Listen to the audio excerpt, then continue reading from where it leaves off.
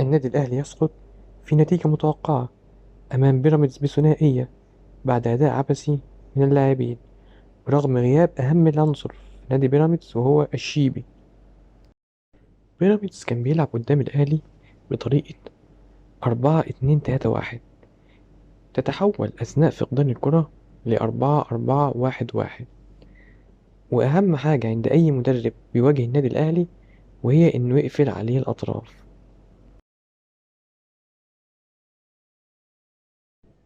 مايلي والكارتي كانوا بيبدلوا مع بعض، واحد منهم يضغط على مساكين الأهلي أثناء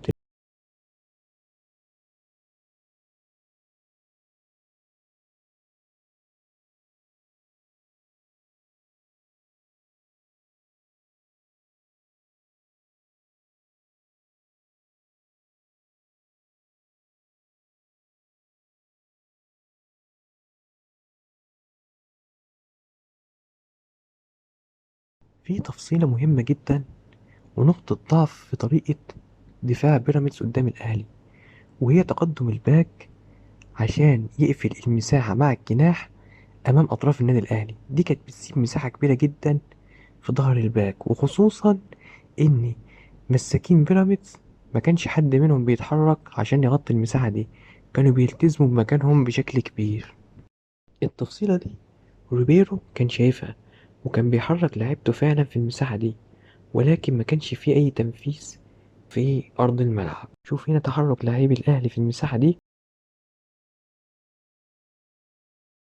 شوف هنا لاعبي الأهلي بيفضل اللعب بالعمق وبيتجاهل الباص في المساحة.